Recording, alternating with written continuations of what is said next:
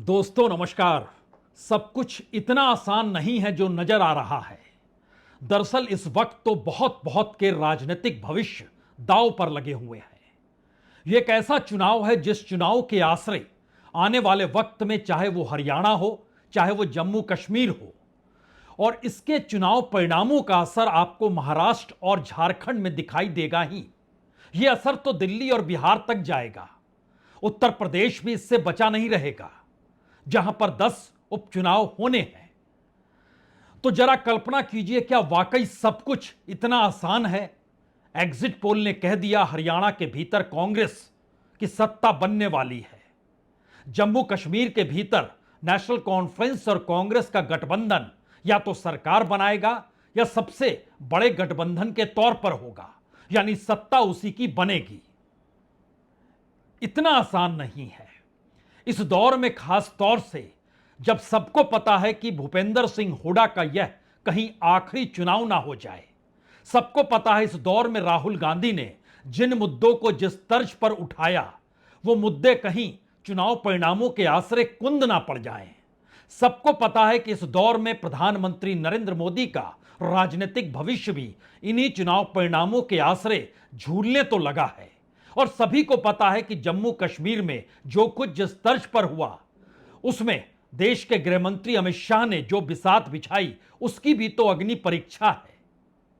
तमाम परिस्थितियां क्या वाकई इतनी आसान नहीं है? और इन सब के बीच जो बिसात बिछ रही है, उसमें आज की तारीख में अभी के वक्त जो दावे किए जा रहे हैं, जो दावे ठोके जा रहे हैं, क्या इस आश्रय कोई कह भी सकता है कि एग्जिट पोल को आप अनदेखा क्यों करना चाहते हैं? बीजेपी के भीतर तमाम कार्यकर्ताओं को, जिनको कल मौजूद रहना है जहां पर वोटिंग सेंटर होगा, हरियाणा में खास तौर से उन्हें जानकारी दे दी गई है कि दरअसल हरियाणा में जो एग्जिट पोल है वो उस दिन का है ही नहीं। और एग्जिट पोल में कभी भी 90 सीटें जब रहती है तो एग्जिट पोल वोटों का जो अंतर होता है या जीत का जो अंतर होता है वो 10, 12, 15 सीट तक तो नहीं देता है। और सामान्य तौर पर यह माना भी जाता है कि दरअसल 5 सीट ज्यादा या 5 सीट कम। ध्यान दीजिए, सबकी नजर थी इंडिया माई एक्सिस को लेकर, लेकिन उसका अगर आप गैप देखिएगा तो तकरीबन वह 12 सीटों का है। यानी कुल 90 सीटें हैं और उसमें 18 सीट बीजेपी को मिलेगी या 30 सीट मिलेगी, कांग्रेस को 52 सीट मिलेगी या फिर वो 65 सीट मिलेगी। इतना बड़ा गैप कैसे हो सकता है? और राजनीतिक तौर पर अगर तमाम एग्जिट पोल के बीच में आप खड़े हो जाइए तो एक बात तो तय है कि 50 से 55 सीट के बीच तमाम एग्जिट पोल कह रहे हैं कांग्रेस हरियाणा में ले जाएगी। तमाम एग्जिट पोल कह रहे हैं कि जम्मू के भीतर वर्चस्व रहेगा बीजेपी का और कश्मीर के भीतर वर्चस्व रहेगा फारूक अब्दुल्ला यानी नेशनल कॉन्फ्रेंस का। लेकिन आज सवाल उससे हटकर है, क्या एग्जिट पोल की साख की भी परीक्षा कल होनी है? और जिस तर्ज पे बीजेपी अब अपने कार्यकर्ताओं के बीच में दावा ठोक रही है और उससे हटकर भूपेंद्र सिंह हुड्डा अपने मुख्यमंत्री बनने का दावा ठोक रहे हैं और उस दावे के साथ साथ वह विधायकों को भी खड़ा कर रहे हैं, यानी वो मानकर चल रहे हैं हम तो जीतेंगे और हम ही मुख्यमंत्री बनेंगे। और पहली बार हरियाणा के भीतर कौन होगा मुख्यमंत्री, इसको लेकर एमएलएज या फिर सांसद जो हरियाणा के हैं या फिर खुद भूपेंद्र सिंह हुड्डा ये कहने से अब नहीं कतरा रहे हैं कि हाईकमान तय नहीं करता है। दरअसल ये विधायक तय करते हैं और विधायक जिन नाम पर अपनी मुहर लगाता है वही नाम चला जाता है हाईकमान के पास। हाईकमान उसे बदलता नहीं है क्योंकि विधायकों की सहमति है। और इन परिस्थितियों के बीच हरियाणा में ही कुमारी शैलजा कहती है हाईकमान तय करता है, हाईकमान को ही तय करना है, इसीलिए अभी से आप जोड़ तोड़ मत लगाइए। लेकिन सवाल तो दूसरा है। सवाल यह है क्या चुनाव परिणाम और मुख्यमंत्री बनने की उम्मीदें अगर वाकई एग्जिट पोल के आश्रय है तो उसके भीतर का सच क्या है और घबराहट क्या है? क्या घबराहट वाकई पोस्टल बैलेट को लेकर है या फिर घबराहट इस बात को लेकर है कि कहीं इलेक्शन कमीशन सक्रिय तो नहीं हो गया? क्योंकि फाइनल कितनी वोटिंग हुई इसका कोई आखिरी आंकड़ा अभी तक इलेक्शन कमीशन ने जारी किया नहीं है। आखिरी आंकड़ा 67% की जानकारी दी गई, लेकिन आखिरी आंकड़ा कितने करोड़, 2 करोड़ से ज्यादा इस बार वोटर थे। लेकिन अगर आप पिछले चुनाव में चले जाइएगा, 2019 के चुनाव में, तो उस वक्त शाम के 7, साढ़े 7 बजते बजते पहला डाटा आ गया था इलेक्शन कमीशन का हरियाणा को लेकर, और दूसरा डाटा आया था रात के 9 बजे, उसी दिन जिस दिन वोटिंग हुई थी। लेकिन यहां तो वोटिंग हो चुकी है, आखिरी डाटा आया नहीं है। जम्मू कश्मीर के भीतर कितने डिप्लोमेट्स आए, किस तरीके से घूमे, सरकार ने क्या क्या दिखाया, और किन किन परिस्थितियों के बीच कैसे इस दौर में आर्टिकल 370 गायब हो गया, और कैसे एक झटके में स्टेटहुड का मुद्दा सबसे बड़ा हो गया। नेशनल कॉन्फ्रेंस भूल गई आर्टिकल 370। पीडीपी ने भी खामोशी सी बरत ली, क्योंकि सबको पता है इस दौर की परिस्थितियों में क्या वाकई जम्मू कश्मीर में सरकार बनाने के वक्त में बीजेपी की जरूरत पड़ेगी। और यह मैसेज जाना चाहिए कि बीजेपी अगर जम्मू को रिप्रेजेंट करती है तो कश्मीर में उसका रिप्रेजेंटेशन शून्य है, नहीं के बराबर है। तो फिर एक ऐसे गठबंधन की व्यवस्था हो जाए जिस आश्रय यह कहा जाए कि देखिए कश्मीर भी शामिल, जम्मू भी शामिल, यानी इधर भी पार्टी उधर की भी पार्टी, दोनों मिलकर बना रहे हैं। और ऐसे में बीजेपी से हटकर आप कोई दूसरा गठबंधन कैसे देखेंगे।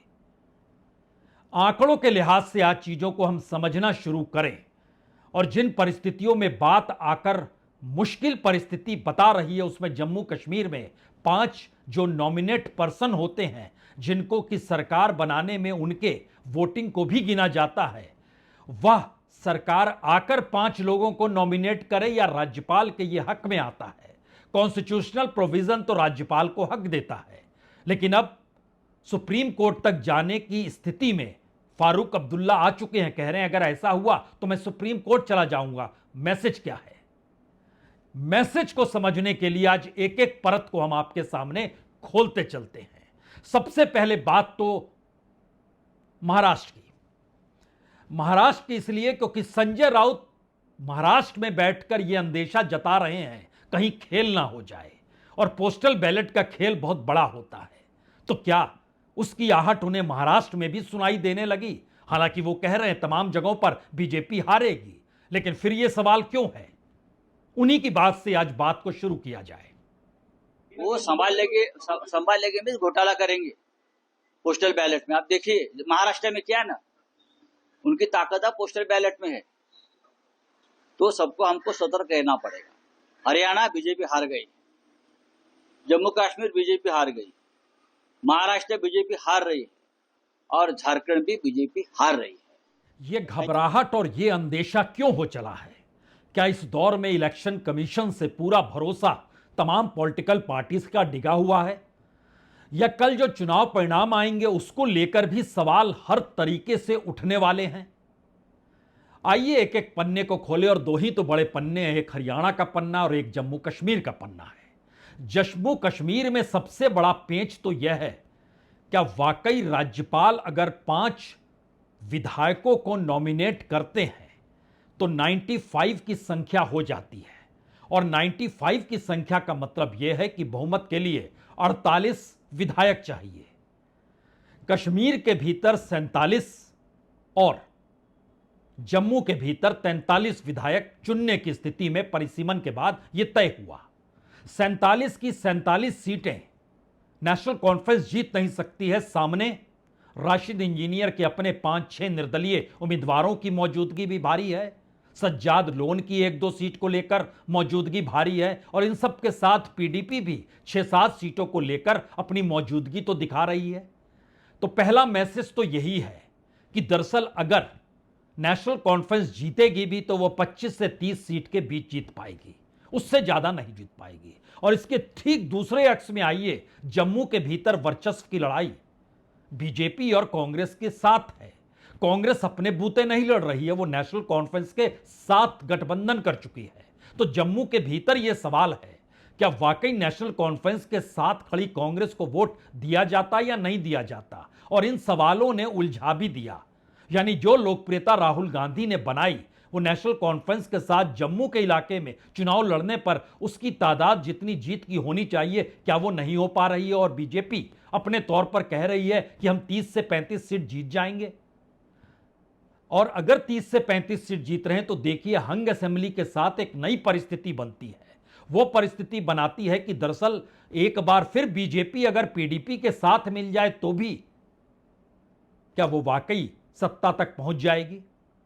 6-7 सीट उसे भी दे दीजिए, तब उसमें नॉमिनेशन जिनका होगा वो बड़े मायने रखेंगे, और वो पांचों नॉमिनेशन अगर राज्यपाल कर रहे हैं तो वह बीजेपी के हक में होंगे।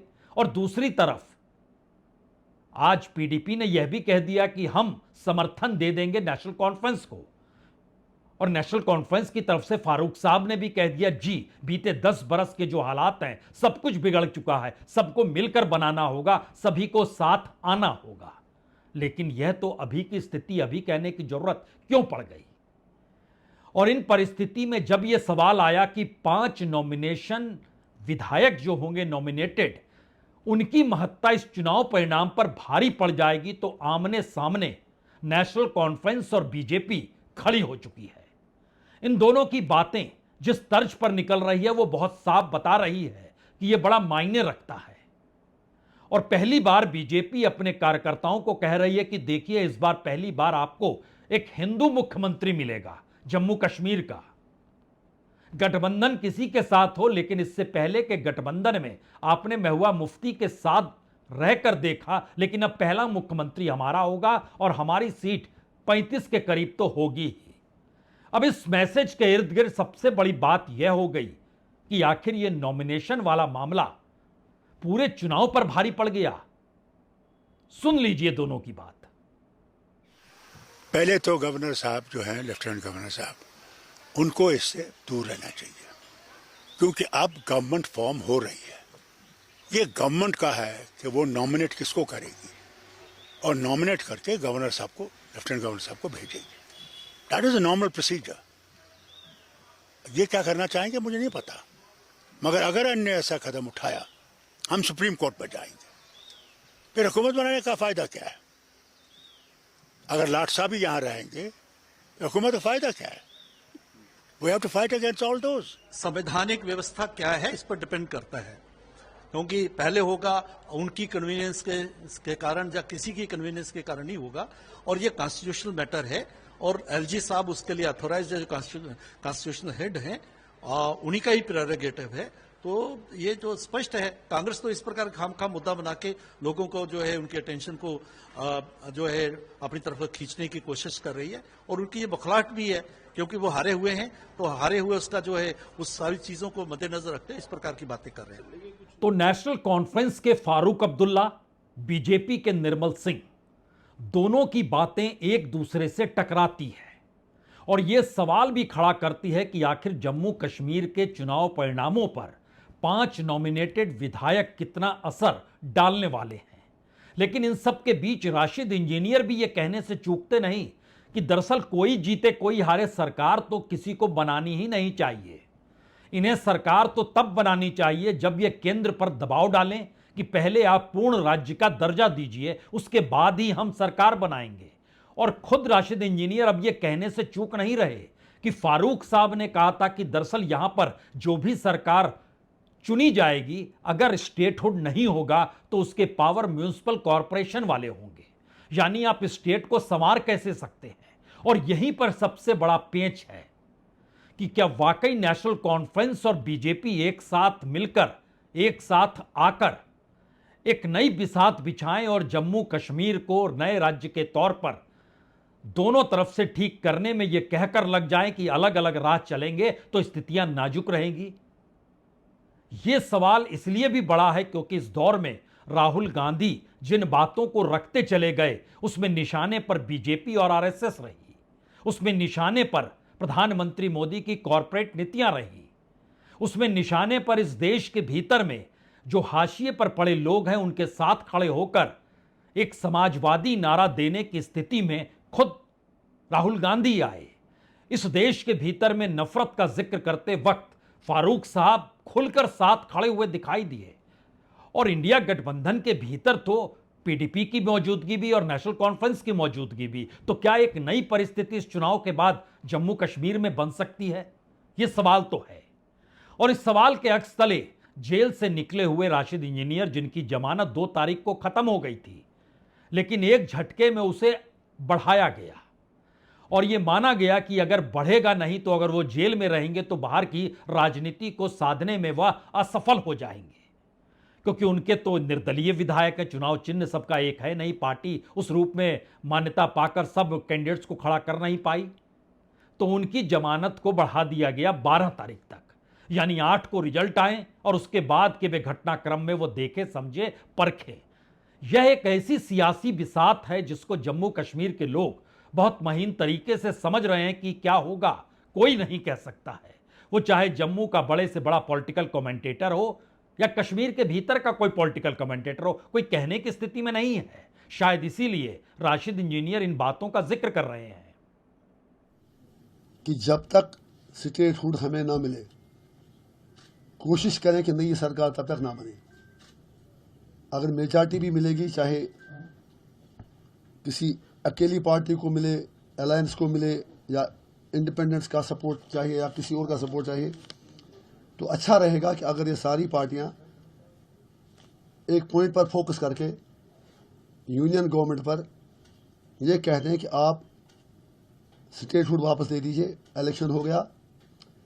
अगर उमर साहब खुद कहते थे कि म्यूनिसिपैलिटी से ज़्यादा पावर इस सरकार के पास नहीं रहेगा। वाकई बहुत दिलचस्प होगा कल चुनाव परिणाम जम्मू कश्मीर के क्या होते हैं, लेकिन उससे कहीं ज्यादा दिलचस्प और इस देश की राजनीति को प्रभावित करने वाला तो हरियाणा का चुनाव है। यह कल्पना के परे है कि भूपेंद्र सिंह हुड्डा के लिए इस दौर में कांग्रेस के जरिए जो राजनीतिक जमीन उन्हें मिल रही है वो शायद उन्हें 60, 70, 80 सीटों तक भी पहुंचा सकती थी।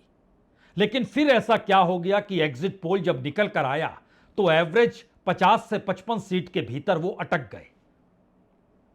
यह कांग्रेस के भीतर का अंतर्विरोध था, जिसमें वह शुरू से मान रहे थे कि वह यानी कांग्रेस, कांग्रेस यानी वह, और इन दोनों के बीच हरियाणा, यानी हरियाणा में वही सब कुछ है।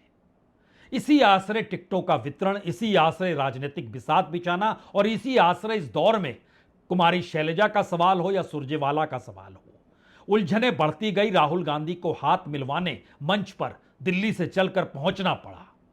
और यह एक ऐसी परिस्थिति थी जिसमें पहली बार लग गया कि सत्ता जब नजदीक दिखाई देने लगती है तो जो नेता होता है वह दरअसल उस विचारधारा को भूल जाता है कि जिस विचारधारा के आश्रय एक राजनीतिक जमीन बनाई गई, उसे नजर सिर्फ और सिर्फ वह कुर्सी आती है जिस कुर्सी के आश्रय वह अपनी विचारधारा को भी देखने लगता है। और यही काम तो बीते 10 बरस में राजनीतिक वजहों से या राजनीतिक सत्ता के लिए प्रधानमंत्री मोदी और अमित शाह ने यही पाठ बीजेपी को पढ़ाया। सत्ता नहीं रहेगी तो आप कुछ नहीं रहेंगे। और यही वजह है कि भूपेंद्र सिंह हुड्डा एग्जिट पोल के भरोसे ही सही, लेकिन वह ताल ठोक चुके हैं कि मैं मुख्यमंत्री हो रहा हूं। और वो राहुल गांधी से मुलाकात करने दिल्ली भी पहुंच गए। और इन परिस्थितियों के भीतर मैसेज यही है कि दरअसल तय तो विधायक करेंगे, और इसमें हाईकमान क्या विधायक ही सब मिलकर तय करेंगे तो वही तो फाइनल होता है। यानी एक तरफ कांग्रेस और उनके नेता पूरी तरीके से उस खुमारी में डूब चुके हैं जहां पर उन्हें कल मुख्यमंत्री के तौर पर कुर्सी मिलने वाली है जैसे ही चुनाव परिणाम आएगा। लेकिन दूसरी तरफ बीजेपी कहीं कुछ और तो नहीं सोच रही है। तो एक बिसात यह है कि हमें मुख्यमंत्री होना है, और इसीलिए क्या कुछ कहा जा रहा है, कैसे कहा जा रहा है, अपने विधायकों से कैसे बुलवाया जा रहा है, खुद को जननेता बनाने में कोई कोताही बरती नहीं जा रही है। जयप्रकाश कांग्रेस के सांसद हैं, इनके बेटे इस बार विधानसभा का चुनाव लड़े। उनसे पूछा गया आपकी राय क्या है, उन्होंने कहा भूपेंद्र सिंह हुड्डा जननेता हैं। देखिए, कांग्रेस पार्टी का एक सिस्टम है, क्योंकि कांग्रेस पार्टी में इंटरनल डेमोक्रेसी है, और ये कई लोग इस तरह का भ्रम पैदा करने का कई साल से प्रयास कर रहे हैं, मैं बनूंगा, मैं बनूंगा, मैं बनूंगा। कांग्रेस पार्टी का सिस्टम है विधायकों की अनुशंसा, रिकमेंडेशन, रायशुमारी होगी, और रायशुमारी में जिनको विधायक अनुशंसा अपनी करेंगे हाईकमांड को, हाईकमांड उसी को बनाती है और इसमें कोई दो राय नहीं। जहाँ तक सवाल है कौन बनेगा, अब कौन बनने में अगर कोई शंका समझता है, देखिए कांग्रेस हाईकमांड हरियाणा प्रदेश में आज के दिन को जननायक, मास लीडर, जनता का नेता है तो चौधरी भूपेंद्र सिंह हुड्डा है। ये कांग्रेस के सांसद जयप्रकाश हैं, भूपेंद्र सिंह हुड्डा के बहुत करीब के हैं।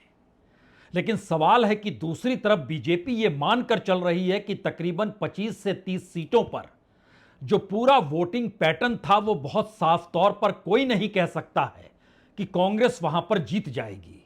यानी 18 से 20 सीट तो बीजेपी जीत रही है, 30 सीट कांग्रेस भी जीत रही है। इसके बाद कौन कितनी सीटें जीतेगा और उसमें 30 सीटें अगर फंसी हुई है जो बीजेपी मान रही है तो वहां क्या होगा। और बीजेपी के कार्यकर्ताओं को यह संदेश भी है कि दरअसल एग्जिट पोल जिन लोगों से बातचीत करता है वो उस दिन जब वोट देने के बाद बातचीत करने की स्थिति में संभव ही नहीं है कि उससे बातचीत की गई हो, क्योंकि वह खुद जो लोग वोट डाल रहे थे उन्होंने अपनी प्रतिक्रिया कहीं नहीं दी। और इस बात की जानकारी 48 घंटे पहले वोटिंग के पहले निकल कर भी आई थी।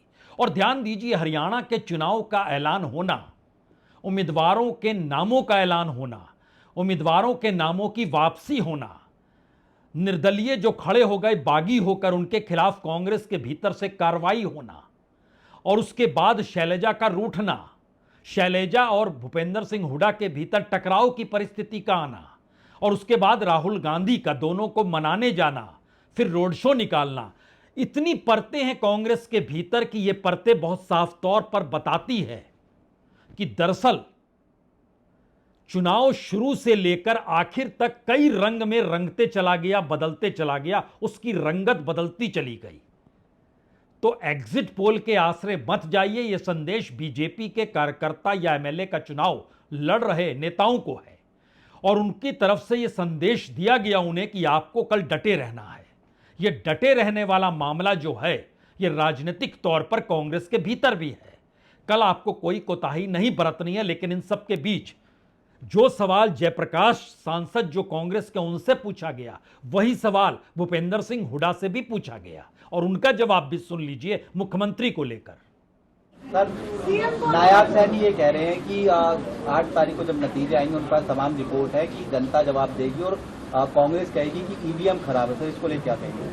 वो उनकी सोच है, हमारे को पूरा वो है और भारी बहुमत से कांग्रेस की सरकार